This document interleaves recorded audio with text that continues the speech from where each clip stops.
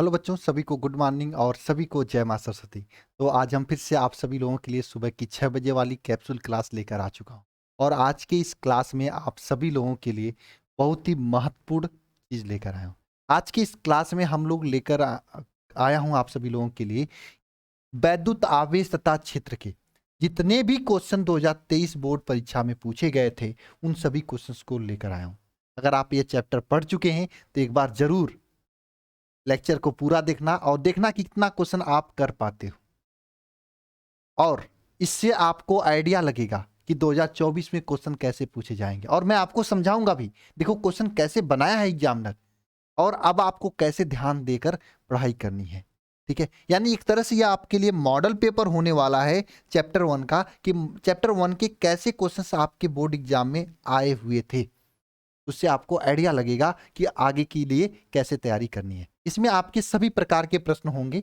बहुविकल्पी प्रश्न को भी हम लोग कवर करेंगे, लघु उत्तरी को भी करेंगे, और दीर्घ उत्तरी और डेरिवेशन को भी करेंगे, और इसको भी करेंगे जो आपका है आंकिक प्रश्न।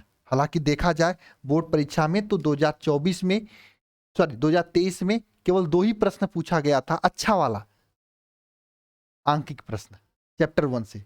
दोनों प्रश्नों को मैं आपको दिखाऊंगा और समझाऊंगा। देखो इसमें आपके 2023 के सभी प्रश्नों को मैं नहीं डाल दिया हूं, एरो गैरो नेथु कैरो को नहीं डाला हूं मेरे भाई। इसमें केवल उन्हीं क्वेश्चंस को डाला हूं जो आगे रिपीट कर सकते हैं, जो नए क्वेश्चंस हैं, जो क्वेश्चंस पुराने हो चुके हैं, जो नहीं पूछे जा सकते हैं, उन क्वेश्चन को मैंने निकाल दिया है। ठीक है, जो नहीं पूछे जा सकते हैं आगे, उन क्वेश्चन को मैंने नहीं लिया है। ठीक है, चलिए शुरू करते हैं। अच्छा हाँ, शुरू करने से पहले आपको मुझे यह भी बतानी है कि आपके बोर्ड परीक्षा 2024 के तैयारी के लिए हम लोग शुरू कर दिए हैं क्रैश कोर्स। अगर आप अभी तक नहीं पढ़े हैं, कुछ भी नहीं तैयारी, या फिर आप कहीं पढ़ाई कर रहे हो, अपनी तैयारी को और पक्का करना चाहते हैं, तो आप इस क्रैश कोर्स 2023 को ज्वाइन कर सकते हैं। इसमें आपको बहुत ही बेहतरीन तरीके से 2024 बोर्ड एग्जाम की तैयारी कराई जा रही है। इस क्रैश कोर्स में सर कैसे पढ़ाया जाएगा, देखो चैप्टर वाइज 160 रिवीजन 160 दिया जाएगा विद माइंड मैप। आप लोग की एक समस्या होती ना, सर भूल जाते हैं, रिवीजन नहीं कर पाते हैं, ये समस्या को खत्म कर देंगे हम लोग, विश्वास रखना। क्योंकि 160 कोई देता है ऑनलाइन में तो अल्फा इंस्टीट्यूट, ये आपको पता है। दुनिया का कोई इंस्टीट्यूट जो ऑनलाइन है, कोई 3 घंटे का 160, कोई 2 घंटे का 160 देता है, लेकिन हम लोग 10 घंटे 8 घंटे में पूरे चैप्टर को अच्छा से कवर करते हैं। मेरे 160 को पढ़ने के बाद आप कैसा भी कर लो, हो जाता है। तो इसमें आपको उससे बेटर तरीके से यहाँ पे देने वाले हैं रिवीजन 160, क्योंकि रिवीजन का झंझट ही आप लोगों का खत्म हो जाएगा। और जो बच्चा नया पढ़ा है, नहीं कुछ पढ़ा, वो बच्चा नया फिर से पढ़ लेगा और उसकी तैयारी हो जाएगी। फिर डेली डेली क्लासेज होंगी लाइव, और इस लाइव क्लासेज में आपकी इंपॉर्टेंट क्वेश्चंस कराए जाएंगे, केवल इंपॉर्टेंट क्वेश्चंस कराए जाएंगे। चैप्टर को 160 तरीके से पढ़ाया जाएगा और लाइव क्लास में इंपॉर्टेंट क्वेश्चंस इसमें पढ़ाए जाएंगे। लाइव डाउट क्लास होगा, क्लास नोट्स का पीडीएफ दिया जाएगा ताकि आपको लिखने में ज़्यादा टाइम वेस्ट ना हो, बस देख देख कर याद करते जाओ, इंपॉर्टेंट चीज़ों को नोट करते जाओ। वीकली टेस्ट, हर एक शनिवार के दिन टेस्ट होगा। स्टडी मटेरियल आपको प्रोवाइड की जाएंगी बुकलेट फॉर्म में। कंप्लीट सिलेबस के सभी महत्वपूर्ण प्रश्न, मॉडल पेपर, गेस पेपर, पिछले 5 साल के क्वेश्चन पेपर, और सभी विषय इसमें आपको पढ़ाया जाएगा, हिंदी, इंग्लिश, मैथ, बायो, सब कुछ।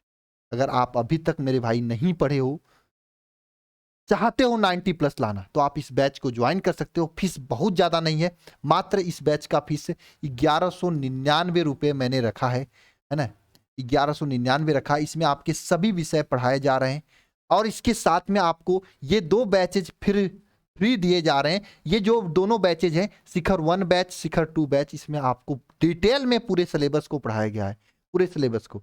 इसमें आपको क्रैश तरीके से पढ़ाया जाएगा, क्रैश कोर्स के जरिए पढ़ाया जाएगा, और इसमें डिटेल से पढ़ाया गया है। अगर आप इस बैच को ले रहे हो तो इन दोनों को मैं साथ में इसलिए दे रहा हूं, मान लो कोई टॉपिक बाई चांस न समझ में आए क्रैश कोर्स से, तो उस चीज को आप यहां से पढ़कर अपने कंसेप्ट को क्लियर कर सकते हो और फिर से टीचर से समझ सकते हो। ठीक है, इसलिए दोनों बैचेज आपको दिया जा रहा है, यानी 1199 रुपये में 3 बैच आपको दी जा रही है, और कंप्लीट तैयारी की गारंटी मैं ले रहा हूं। इसमें आपको ये पूरी टीम आपको पढ़ाएगी। मैं इसलिए इतना फोकस कर रहा हूं इस बैच पे, क्योंकि ये अंतिम बैच होता है अल्फा इंस्टीट्यूट का। आप सर्च कर लेना, वरदान बैच पिछले 3 सालों से हजारों बच्चों का 90+ लाया है, और इस बार आपकी बारी है, आप लाओगे। क्योंकि इसमें इतनी बड़ी टीम, ऑनलाइन में काफी लोग पढ़ा रहे हैं, लेकिन इतनी बड़ी टीम किसी के पास नहीं है। कोई डेडिकेटेड रूप से ऑनलाइन के लिए मेहनत नहीं कर रहा। इसमें आपको 10 घंटे की लाइव क्लासेज होंगी, 4 घंटे आपको अपने से सेल्फ स्टडी के लिए देना पड़ेगा, 14 घंटे अगर आप मेहनत करते हो तो किसी की दम नहीं आपको 90+ से रोक सकता है।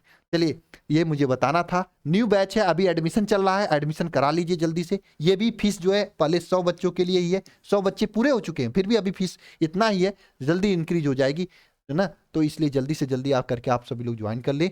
और चलिए हम क्वेश्चन पे चलते हैं। आप कहोगे सर मेरा टाइम इतना वेस्ट कर दिए, क्योंकि मुझे बताना पड़ता भाई, आपका बड़ा भाई हूँ, इतने बड़ी टीम आपको मैं पढ़वा रहा हूँ। ऑफलाइन में जाते हो 1.5 घंटे की क्लास होती है, ऑनलाइन में 10 घंटे की क्लास देना, इलेक्ट्रिक बिजली बिल जो होती है उसको लेना, है ना, सब चीज़ों की खर्चा आती है। और मेरे पास कोई बड़ी कंपनी तो है नहीं कि हर जगह आपके गांव में, शहर से बाहर निकलो तो हर जगह पोस्टर लगवा दूं। वो तो नहीं कर नहीं पाता हूँ, कर नहीं पाऊंगा। क्लास में ही बताता हूँ ताकि आपको जानकारी हो जाए। अगर बहुत सारे ऐसे बच्चे होते हैं जो उनको जानकारी होती है लेकिन जाके लास्ट समय में होती है, जैसे ये बैच अभी से स्टार्ट हो रहा है, दिसंबर तक कंप्लीट हो जाएगा, तो आपको दिसंबर में पता चलेगा, अरे आप हाथ सर पे रख के रह जाओगे, फिर मुझसे फोन करेंगे सर क्या करें आपसे। इसलिए मेरी आपसे गुजारिश है कि आप सभी लोग जल्द से जल्द स्टार्ट करो और मेहनत से पढ़ाई की शुरू करो, ठीक है। मैं आपको इसीलिए बताता हूं बार बार। चलिए क्लास की शुरुआत करते हैं। पहला क्वेश्चन आप सभी लोगों के सामने है कि वैद्युत क्षेत्र, आपसे क्वेश्चन ये पूछा जा रहा है कि वैद्युत बल, इसका फार्मूला क्या होता है। F is equal to KQ1Q2 upon R square. और गुरुत्वीय बल जिसका फार्मूला क्या होता है, F is equal to GM1M2 upon R square. इन दोनों के मध्य अनुपात कितना होता है, यह आपसे पूछा जा रहा है। तो इसके लिए याद रखना 10⁻42 अनुपात होता है, इसको याद कर लेना। ये क्वेश्चन एग्जाम में रटने वाला है, रट के सीधे सीधे कर लेना, क्योंकि ऑब्जेक्टिव क्वेश्चन है, इसमें 2 घंटे 1.5 घंटे अगर दोगे ना तो बेकार है। अरे 10 मिनट 5 मिनट दोगे ना एग्जाम में तो बेकार रह जाएगा। तो इसलिए पूरी तरीके से याद रखना 10⁻12 इसका 42 आपका इसका सही जवाब होगा, 42 होता है, ठीक है ना। कितना होता है, 10⁻42 आपका होता है। आई क्या बात समझ में सभी को, बताओ। अगला चला जाए, अगला चला जाता है। अच्छा अगला क्वेश्चन देखो, ये पूछा गया था, बहुत इंपॉर्टेंट क्वेश्चन है, रिपीट कर सकता है। ये आपके लिए एक तरह से नया क्वेश्चन था, इससे पहले कभी नहीं पूछा गया था बोर्ड में, और इस बार नया पूछा गया था ऑब्जेक्टिव में। अब ये देखो, ये क्वेश्चन आप लोगों के सामने, ये भी क्वेश्चन एक तरह से नया नहीं है, इससे पहले ये क्वेश्चन पूछा जा चुका है, दोबारा से पूछा गया। लेकिन इस क्वेश्चन का कंसेप्ट आपको याद होना चाहिए, क्योंकि मैं अभी इस क्वेश्चन को बताऊंगा, इसके साथ में अन्य तरीके से ये क्वेश्चन कैसे घुमा के पूछा जा सकता है आपके बोर्ड एग्जाम में, ये मैं आपको बताऊंगा। सबसे पहले ऑब्जेक्टिव है, ठीक है। देखो क्वेश्चन क्या है, क्यू आवेश, एक रेखा है जिसपे क्यू आवेश रखा गया है, एक क्यू आवेश यहाँ है, दूसरा क्यू आवेश यहाँ है, ठीक है ना। इस आवेश पर स्मॉल क्यू आवेश बीच में रखा गया है कहीं पे, ठीक है, इसके बीच में रखा गया है। मतलब अगर यह दूरी पूरा आपका अगर x है तो इसकी दूरी क्या हो जाएगी, इसकी दूरी क्या हो जाएगी, x/2 हो जाएगा, x/2 हो जाएगा, ठीक है। ये दूरी आधे पे रखा गया है, मतलब x/2 पे रखा गया है। अब कह रहा है इस q का मान ज्ञात करिए। किसको किसको आ रहा है, किसको किसको ये क्वेश्चन आ रहा है, किसको किसको ये क्वेश्चन आ रहा है, बताओ। कौन इस क्वेश्चन का जवाब सही सही कमेंट बॉक्स में कमेंट कर सकता है, बोलो। कर सकते हो आप लोग कमेंट बॉक्स में इस क्वेश्चन का जवाब सही सही, नहीं कर पाओगे, मैं बताता हूं, चलो इधर ध्यान दो। देखो भैया, पहली बात इस क्वेश्चन को करने के लिए ऑब्जेक्टिव में पूछा गया, ये मेरे लिए बहुत अच्छी बात है। इस क्वेश्चन का जो जवाब होगा क्यू, इसका आवेश पता करते हैं। कौन सा आवेश होगा इस क्वेश्चन का, कौन सा इस पे आवेश होगा, प्लस आवेश होगा या निगेटिव आवेश होगा। अगर आप देखोगे तो इस पे क्यू पे जो आवेश होगा ना, इस क्यू पे जो आवेश होगा ये निगेटिव होगा या प्लस होगा। अरे भाई ये दोनों प्लस प्लस है ना, ये तभी रुकेंगे जब बीच में माइनस होगा ना। दो लड़के कहाँ रुकते हैं, जब बीच में अच्छी सी सुंदर सी लड़की होती है। क्यों मेरे भाई, क्यों मेरे भाई, बताओ, क्यों मेरे प्यारे बच्चों, मेरे प्यारे बहनों, क्यों, सही बात है ना, बहनों से भी पूछना जरूरी है। बीच में सुंदर सी लड़की निगेटिव चार्ज का होता है तो वही होता है। अच्छा जी, अब ध्यान से समझो, देखो इतना सटीक आंसर, यानी कि आपका प्लस वाला गलत हो जाएगा ऑप्शन। देखो मैं आपको तरीका सिखा रहा हूं, एग्जाम में अगर ना आए तो ऑप्शन क्वेश्चन में करने का। अब देखो आपके पास दो ऑप्शन है, -4q और 4/q। अच्छा जी, दिमाग से सोचो, दिमाग से सोचो, क्या अगर हम यहाँ पे -4q रख देंगे तो ये रुक पाएगा सिस्टम? ये सिस्टम संतुलन में रह पाएगा? क्या सोच के बताना, नहीं रख पाएगा सर, क्योंकि इसका वैल्यू ज्यादा हो जाएगा। हमें इतना में रखना पड़ेगा ताकि दोनों समान बल से आकर्षित कर सके। अब देखो मैं एग्जांपल यहां पे लेता हूं, तो है ना, तब इसका मतलब ये कम वाला सही होगा, -q/4 वाला। सर लगाएंगे कैसे ये बताओ मुझे आप। देखो कैसे लगाएंगे, ये तभी संतुलन में रहेगा जब इन दोनों के बीच लगने वाला बल जो होगा, भाई दो लड़कियों मतलब दो लड़कों के बीच में एक लड़की है, कब अच्छा से हो सकता है? तो जमाना ऐसा है कि अगर जान जाएगा कोई लड़का अगर जान गया कि है ना मेरी वाली इसके साथ जा रही है, इसको मार देगा, है ना। बहुत कॉलेजों में लड़ाई इसी से लिए होता है, मैं भी कॉलेज में पढ़ा हूँ, मुझे भी पता है, कॉलेजों में 90% लड़ाई मेरे प्यारे भाइयों इसीलिए होता है ना। क्यों? लेकिन यहाँ पे ये इसके साथ रुका है, क्यों रुका है? क्यों रुका है? क्योंकि इन दोनों के बीच जो बल लग रहा है, दोनों बराबर है, इसलिए रुका है। तो इन दोनों के बीच लगा हुआ बल क्या हो जाएगा, कि कैपिटल Q1 कैपिटल Q, इसके बीच लगने वाला बल जो है, इसके बीच की दूरी x², ये बराबर होगा इन दोनों के बीच लगने वाले बल के। तभी तो रुकेंगे, दोनों एक दूसरे के एकदम समान रहेंगे, बात विचार अच्छा पटती रहेगी दोनों के बीच में, तभी कहेंगे चलो भाई तू भी मजा ले मैं भी मजा लेता हूँ, क्या ही गया है ना। और इनके बीच की दूरी x/2 का होल स्क्वायर, ठीक है। अच्छा जी, यहाँ पे ध्यान दो, ये Q इस Q से कटेगा, ये K से कटेगा, और देखो ये x² से कटेगा, है ना। तो capital Q is equal to क्या हो जाएगा बताओ, capital Q is equal to 4 small q हो जाएगा, देख रहे ना, ऊपर हो जाएगा। और Q इज इक्वल टू क्या हो जाएगा, Q/4 हो जाएगा। और मैंने आपको बता दिया ये निगेटिव चार्ज होना चाहिए, मतलब ये ऑप्शन नंबर बी सही होगा, है ना। इतना आसानी से आप कर ले जाओगे। अच्छा यहाँ पे देखो क्या है, वैद्युत द्विध्रुव P और वैद्युत क्षेत्र की तीव्रता E के बीच के कोण का मान जब विद्युत द्विध्रुव स्थिर और साम्य अवस्था में हो जाए, कभी हो सकता है आप लोग पता है, जो वैद्युत द्विध्रुव पाई टाउ इज इक्वल टू क्या होता है, tau is equal to P sin theta होता है। ये कब साम्य अवस्था में हो सकता है, जब इस थीटा का वैल्यू 0 हो, तभी नहीं ये साम्य अवस्था एकदम 0 बल लगाएगा, तो ऑप्शन नंबर डी सही हो जाएगा। ये क्वेश्चन नया था, क्योंकि इसके पहले 90 अंश पे सबसे ज्यादा बल लगता था, π/2 पे ये पूछा गया था, लेकिन इस बार 0 अंश पे पूछा गया, ठीक है। तो समय अवस्था के लिए थीटा का वैल्यू 0 रख दो। अच्छा जी देखो ये भी पूछ लिया, ये मेरे लिए तो एकदम नया था।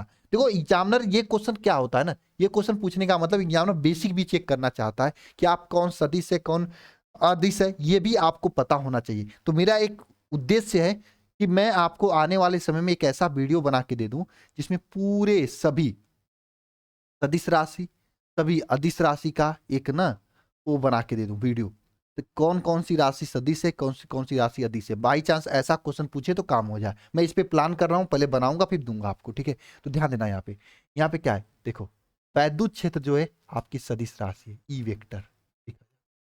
बाकी ये अदिश राशि है, ये भी अदिश राशि, ये भी अदिश राशि, ठीक है। अगला देखो यहाँ पे दो आवेशों के बीच लगने वाले बलों को नियंत्रित करने का नियम को कहा जाता है। देखो कितना घुमा के क्वेश्चन पूछा है, दो आवेशों के बीच लगने वाले बल को क्या कहा जाता है? ओम का नियम नहीं, एम्पियर का नियम नहीं, फैराडे का नियम नहीं, कूलाम का नियम कहा जाता है ना। मतलब घुमा के क्वेश्चन पूछा है, सोचो दिमाग ना कहां से ले जा रहा है ना। अगर देखो क्वेश्चन, बड़ा वैद्युतांक का एसआई मात्रक, अभी तो अपसालन नाट का मात्रक ही पूछा है केवल, ये तो कर ही लोगे, ये ऑप्शन नंबर डी सही होगा। ये तो आसान क्वेश्चन था, मैंने दिखाना चाहा कि ये बहुत इंपॉर्टेंट है, बार बार पूछा जाता है। 7वां क्वेश्चन देखो कि तो ये क्वेश्चन कितना आसान है, वायु में स्थित इकाई धनावेश से निकलने वाले संपूर्ण वैद्युत फ्लक्स का मान होता है। अब ये कह रहा है कि एक ऐसा क्षेत्र है जिसमें इकाई धनावेश है, यानी एक कूलाम का आवेश है ना, एक कूलाम का आवेश है, तो इससे निकलने वाला वैद्युत फ्लक्स क्या होगा। अच्छा वैद्युत फ्लक्स क्या होगा, आपको गॉस का नियम पता है, वैद्युत फ्लक्स फाई इक्वल टू क्या होता है, किसी पृष्ठ में उपस्थित कुल आवेश का 1/ε0 होता है। कुल आवेश का कितना होता है, कुल आवेश का 1/ε0 गुना होता है।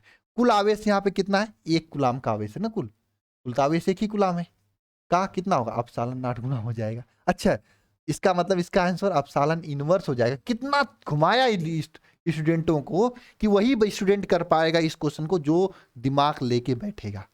जो रट के जाएगा वो कभी नहीं कर पाएगा। हर बच्चा कूलाम का नियम पढ़ता है कि किसी पृष्ठ के अंदर उपस्थित कुल आवेश का 1/ε0 गुना होता है। ये कूलाम का नियम हर एक बच्चा पढ़ता है। क्वेश्चन को देख लो, थोड़ा सा घुमा दिया, काम खत्म कर दिया। तो ये क्वेश्चन आपके लिए बहुत इंपॉर्टेंट है, ऐसे क्वेश्चन की प्रैक्टिस होनी चाहिए। प्रति इकाई आवेश पे लगने वाले बल को कहते हैं, ये भी क्वेश्चन देख लो कितना घुमा दिया है। प्रति इकाई आवेश पर लगने वाले बल को क्या कहेंगे? वैद्युत क्षेत्र कहते हैं, क्योंकि वैद्युत क्षेत्र एफ इज इक्वल टू क्या होता है? एफ अपान क्यू होता है। यानी क्यू का मान अगर एक रख दें, इकाई आवेश मतलब एक रख दें, तो क्या आता है? ई इज इक्वल टू क्या है? ई इज इक्वल टू किसके बराबर हो जाएगा? E is equal to F के बराबर हो जाएगा, है ना? वैद्युत क्षेत्र कहते हैं। कितना घुमा रहा है एग्जामिनर क्वेश्चन को, बात समझे कि नहीं? कितना घुमा रहा है एग्जामिनर, बताओ वैद्युत क्षेत्र कहा जाता है। अब आप खोजोगे ना क्वेश्चन तो अजीबो अजीब क्वेश्चन है ना? अब देखो देखो ये क्वेश्चन, आवेशों को परमाणुकरण दर्शाता है। अब देखो, आवेशों का परमाणुकरण दर्शाता है ना? क्वांटीकरण को परमाणुकरण लिख दिया यहाँ पे।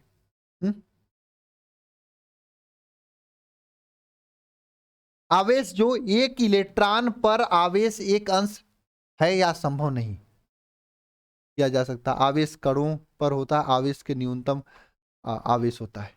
बताओ, ये क्वेश्चन कितना घुमा दिया ना इस क्वेश्चन को। बताओ, बताना, इसको होमवर्क दे लो कि लास्ट क्वेश्चन शायद है, लास्ट ही क्वेश्चन है ना? ऑब्जेक्टिव का नहीं है, एक आख ऑब्जेक्टिव और क्वेश्चन है। अच्छा, दो क्वेश्चन ऑब्जेक्टिव। चलो ठीक है, चलो दोनों हम बता देते हैं, ठीक है।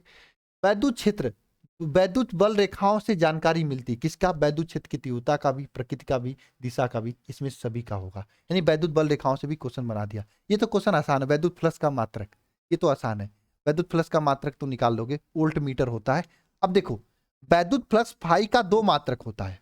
Phi is equal to E A cos theta, एक तो ये मात्रक होता है। अब देखो भाई, इसमें इसने दिमाग लगाया है। ई का मतलब क्या होता है? न्यूटन प्रति कूलम। ए का मात्रक क्या होता है? Metre square.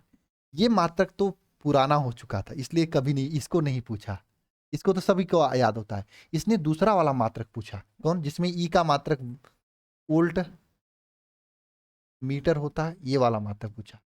और ए का मात्रक मीटर स्क्वायर, ये वाला मात्रक पूछा। ये इससे कट गया और इसका मात्रक क्या निकल के आया? Volt meter.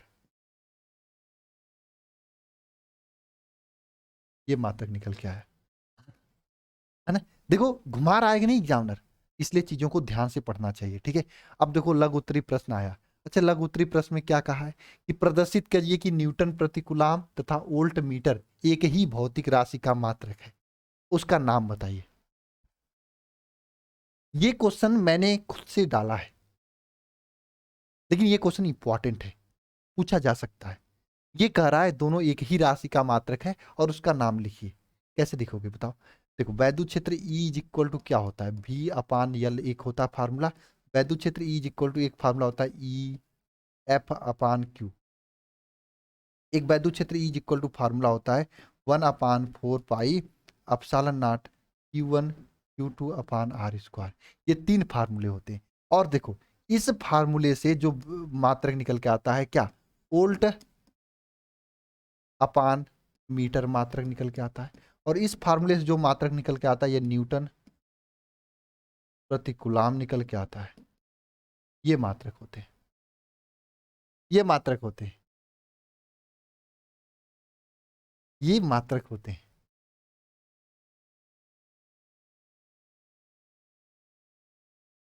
है ना? यानी दोनों एक ही राशि का मात्रक है। प्रूव कर सकते हो।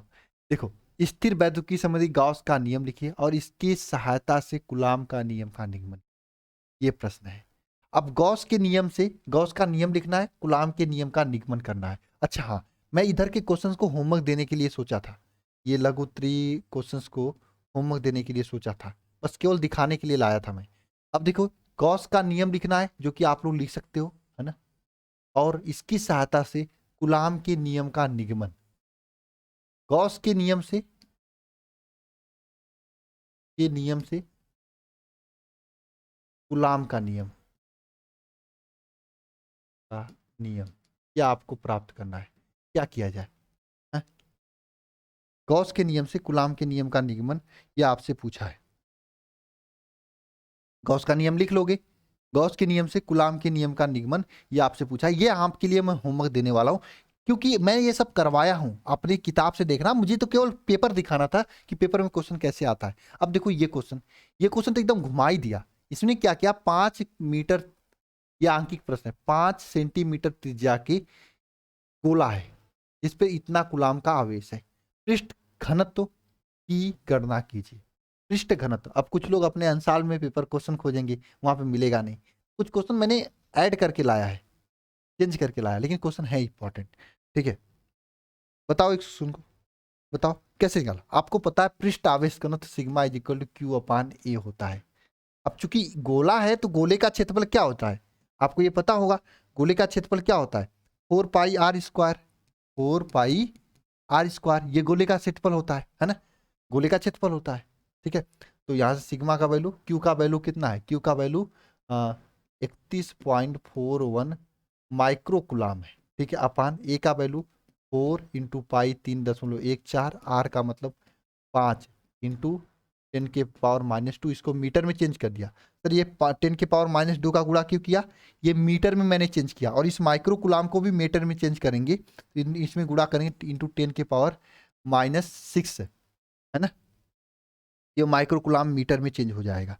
तो देखो यहाँ पे ये 3.14 से कट जाएगा, है ना, ये कट जाएगा। ठीक है, और ये 25 है ना, 5 नहीं है 25 है, 25 है, ये 25 है, ये इससे कटेगा, 25 से को 100, ये शून्य कट जाएगा, इसका आंसर 10⁻⁻6 आएगा। मतलब इस क्वेश्चन से एक चीज देखोगे, इस क्वेश्चन से एक चीज ये क्लियर हुआ। अच्छा नहीं, 10⁻6 नहीं आएगा, पाई r स्क्वायर होता है ना, एक मिनट ध्यान देना, 5 × 10⁻⁻² का होल स्क्वायर होगा, है ना। अब देखो गुणा भाग करो, देखो कितना आसान कैलकुलेशन पूछा था, 31.41 इंटू 10⁻⁻6 अपान 4, है ना, 4 × 3.14, ठीक है, इंटू 5 × 5 = 25 इंटू 10⁻⁻4, ये है। ठीक है, अब ध्यान दो यहाँ पे, है ना, देखो 3.14 ये दोनों आपस में कटेंगे, तो देखो एक अंक दशमलव इधर भागेगा, ठीक है, 25 चौको 100, ये कट जाएगा। ठीक है, 100 मतलब 100 आएगा तो 10⁻², ये कटेगा, तो यहाँ पे 10⁻⁻² बचेगा, ये इससे कटेगा, तो कुल मिला जुला के 10⁻5 आपका आंसर आएगा। ठीक है ना, गुणा भाग कर लेना, देखो कितना आसानी से गुणा भाग हो जाता है ना, इतना आसानी से गुणा भाग हो जाता है। और कैसा क्वेश्चन पूछा, एकदम फार्मूले पर आधारित क्वेश्चन पूछा था, इसलिए मैं कहता हूं जरा डीप में जाके आप न्यूमेरिकल मत लगाओ, बस फार्मूला क्लियर रखो, कहीं पे भी कैसे भी फार्मूले से क्वेश्चन आ जाएगा। सर ये 4 पाई r² क्यों लिखे, ये क्योंकि ये गोला का क्षेत्रफल का सूत्र है, ये गोले के क्षेत्रफल का सूत्र है, ये गोले के क्षेत्रफल का सूत्र है, इसलिए मैंने 4 पाई r² लिखा। ठीक है, अब देखो यहाँ पे दीर्घ उत्तरी प्रश्न में वैद्युत द्विध्रुव और वैद्युत द्विध्रुव आघूर्ण से क्या समझते हैं। क्वेश्चन आसान है कि नहीं। वैद्युत द्विध्रुव क्या होता है आपको पता है, तो आवेश अगर अल्प दूरी पर और विपरीत परिणाम के रखे जाए, मतलब समान परिणाम के परंतु विपरीत चार्ज के रखे जाए, तो इस पूरे निकाय को क्या कहते हैं, वैद्युत द्विध्रुव कहते हैं। इसे क्या कहते हैं, वैद्युत द्विध्रुव कहते हैं, है ना, इसे क्या कहते हैं, वैद्युत द्विध्रुव कहते हैं। और ये जो वैद्युत द्विध्रुव होता है, वैद्युत द्विध्रुव आघूर्ण क्या होता है आपको पता है, वैद्युत द्विध्रुव आघूर्ण P = कितना, आवेश और उनके मध्य की दूरी 2L, है ना, आवेश और उनके मध्य की दूरी को क्या कहते हैं, वैद्युत द्विध्रुव आघूर्ण कहते हैं।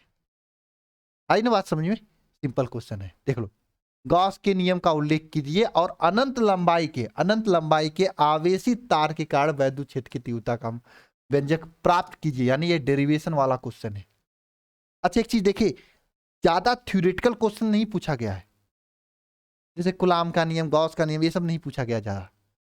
डेरिवेशन जरूर पूछा गया, देखो डेरिवेशन यहाँ पे भी पूछा गया है, यहाँ पे भी डेरिवेशन पूछा गया है, और डेरिवेशन यहाँ पे भी पूछा गया है। पेपर का पैटर्न समझो, तब आप गेस कर पाओगे पेपर कैसा आया। मतलब आपको डेरिवेशन पे ज्यादा फोकस करना है, निगमन पे, प्राप्त करने वाले क्वेश्चन पे ज़्यादा फोकस करना है, तभी आप अच्छा कर पाओगे, अन्यथा फिर नहीं कर पाओगे। डेरिवेशन पे प्राप्त करने वाले क्वेश्चन पे ज़्यादा फोकस करना है आपको। बात समझ में आई? अब देखो न्यूमेरिकल क्वेश्चन पूछा है, 2 न्यूमेरिकल क्वेश्चन पूछा था पहले चैप्टर से, एकदम आसान आसान, है ना, है ना। तो डेरिवेशन तो आप कर ही लोगे, ये होमवर्क रहेगा, हाथ से लिख के करके बताना, और साथ में न्यूमेरिकल क्वेश्चन भी होमवर्क दूंगा, क्योंकि ऐसे क्वेश्चन तो मैंने करवा ही रखा है। कितना आसान क्वेश्चन है। टाउ इज इक्वल टू क्या लगाओगे फार्मूला, वैद्युत कूलाम मीटर, है ना, यानी पी का वैल्यू दिया है ना, 2 × 10⁻⁻8, और ये क्या दिया है, वोल्ट मीटर, ये किसका वैल्यू दिया है बताओ, ई का वैल्यू दिया है, ई का वैल्यू 2 × 10⁵, और ये 30 अंश पे झुका, मतलब थीटा का वैल्यू 30 अंश दिया हुआ है। Tau is equal to P E sine theta, formula लगेगा, कर ले जाओगे, हो जाएगा आंसर, ठीक है ना। इसमें तो आप देख के आंसर बता सकते हो, आई और आई मतलब 40 आई, है ना, ये आंसर देख के बता सकते हो, ये मैंने ट्रिक बता रखा है। तो ऐसे क्वेश्चन एग्जाम में पूछे गए हैं। अब एग्जामिनर समझ गया है कि बच्चा कूलाम के नियम का क्वेश्चन आराम से लगा लेता है, इसलिए एग्जामिनर क्या करता है, थोड़ा सा अंदर जाके अंदर क्वेश्चन पे पूछता है। आपको ज्यादा कुछ करने की जरूरत नहीं है, आप जो क्लासेस सुबह में 6 बजे दी जाती हैं इसको कीजिए। हम ऐसे ऐसे क्लासेस लेकर आएंगे, ऐसे ऐसे क्वेश्चन बिन बिन कर लेकर आएंगे ना, जिससे आपकी सोच इंक्रीज करेगी। सोच इंक्रीज करने का मतलब क्या, आप अपने आप सोचने लगोगे कि हाँ एग्जामिनर ऐसे घुमाया, ऐसे खुला, ऐसे खुला, तो इससे क्या होगा, आप अपने से क्वेश्चन बनाने लगोगे और क्वेश्चन करने लगोगे। बस मैं यही चाहता हूं, मेरे बच्चे, मेरे भाई, मेरे बहन, जो भी मुझसे पढ़ता है, जो भी समय निकाल के ये वीडियो देखता है सुबह की 6 बजे वाली, उसको फायदा हो। ठीक है, ये पूरी चीजें हैं जो मैंने आपको बताई हैं, आप इसे कर सकते हो। और ये होमवर्क जो है करके मुझे सेंड कर देना 2-3 क्वेश्चन, अगर ये 2023 में आपके चैप्टर 1 से क्वेश्चन पूछी गई थी। और ये निश्चित रूप से आप सभी लोग इसे बैच को ज्वाइन करिए, सभी लोग, फीस बहुत कम है, इतने में आपको पूरी तैयारी कराई जा रही है ना। चलिए मिलते हैं नेक्स्ट क्लास में, सभी को जय मां सरस्वती।